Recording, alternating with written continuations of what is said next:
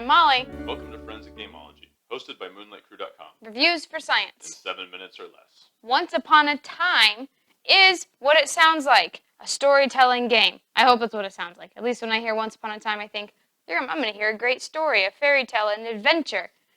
So that's what it is. So what happens is you're dealt some cards that say different words on them that are either actions, events, things, aspects, other places, and any other things. And depending on the number of players, you're dealt a certain number of cards, and you're dealt one end card. Has a sentence or a part of a sentence that is the ending. Like this one, she never let her treasure out of her sight again. So what you're trying to do is play all of the cards in your hand that make sense in a story, then play this card in your hand, the ending card, that also makes sense. So what I'm trying to do throughout the entire game is play cards, make them make sense. Other people can interrupt me in a couple different ways. If I say something they have, or if they have an interrupt card, they can say, oh, just kidding, I'm taking over, and then they take over the story. I need to steer the entire story so that I can play this end card. So I need to have a girl or a woman with a treasure that she loses, presumably, because now it says won't let her sight out of her sight again. All the while, everyone else is trying to do the same thing with their end condition card. So the first person to play their end condition card and have it make sense and not be challenged will be the winner of the game. Simplicity versus complexity. This game sounds simple, but it's not. I wouldn't say it's complex, but it's less simple than you'd think, because you can only, unless you have an interrupt card, you can only play a card to take over the story if they mention basically the word. Like, for instance, Molly put down frog. If I had frog and Molly said frog, I could say, whoop, I'm in. I can now tell my part of the story. And, in a fairy tale, sometimes words are pretty common, like queen, that's pretty common for a fairy tale. Brother or sister, that can easily be said. Wicked, that makes sense. It's like wicked queen. But other times, boy, you're sitting there with a hand of cards and no one's saying the word, and you're just like, I'm not even in this game. I'm not even a participant. So it's a little like the simplicity is there, but like trying to remember that, and for me, not just jump in with something that sounds like it could fit, but it's like, no, it's got to be unchallengeable. Makes it slightly more complex than I think you'd think from just our explanation. Yeah, I think this game is simple. It does require some English language, right, or language dependent, I guess. But and for some reason, the way to interrupt is confusing because there are two different ways, and so sometimes that can be a little confusing.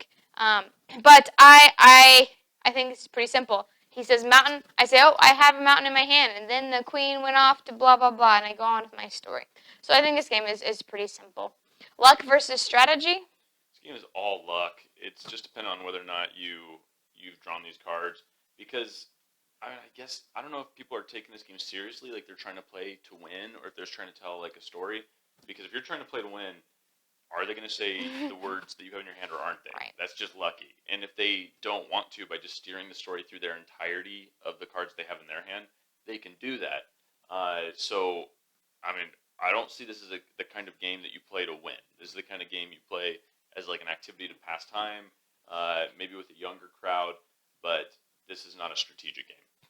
I would agree. It is very hard. The only strategy would be to try whenever you get a chance to tell your part of the story to steer it towards your end condition, right? Try as hard as you can to steer it towards your end condition, because then hopefully something will happen where you can interrupt and you can end get rid of all your cards in your hand. So, yeah, I think this game is a lot of luck, but it's a lot more about the gameplay than winning. So that's probably the point of the game, is to not have this huge amount of strategy, but yet to have fun telling the story. So that jumps into fun versus boring. I think this game is a fun little game. Would I pull it out all the time? Probably not. I'm probably looking for a little bit more depth. But with a younger crowd, I think it's great. I think if you're trying to learn speech, if you're trying to learn those things, storytelling, if you're trying to learn these things, it's gonna be great. Reading. I also think it's great for the imaginative mind. As adults, we tend to lose. I know I tend to lose that imaginary world that existed when I was little, and so this brings that back, and I actually have a really fun time playing it, trying to think of these things that when I was younger I had no problem thinking about, because I didn't care what other people thought about my stories. I was like, yeah, I'm going to be on this adventure. Now as an adult, I'm like, oh, I can't tell my stories. They're not very good, right? You get self-conscious. So I think this is pretty fun. Well, that's me personally, right? So I think this is really fun to be able to explore that side again. I don't find this game to be very fun. I'm opposite Molly in that respect. There are fun elements. The very first card, or maybe the second card I played when I started the game was a well. And it turned out that after much storytelling, after just 15, 20 minutes of storytelling, my friend to my right card, he played an end of the game was, so the evildoers were thrown down a well. And so when I played well in the very beginning, he was excited. He's like, it'll fit my card. This is awesome. And so there's, it was fun. We all had a good laugh at that. And so there's an element of fun there. But man, the stories, we've done it several times, and the stories never make sense. They never gel. They never are like cohesive in any way. And maybe that's part of the game, but that drives me nuts. I'm just like, none of this makes any sense at all. We're all trying to go for very divergent endings, and so we will steer the stories in nonsensical ways. And it was just kind of a waste of my time. Like every time I play, I'm like, well, I'd rather be doing anything else right now. And maybe we were playing it wrong because it does say make sure it makes sense. So maybe that's our fault. Board Game Geek rating. Oh, I almost want to say 1 for the fact I don't feel like this is a game, and I don't ever want to play it. So I'm going to go that route. I'm going to say 5.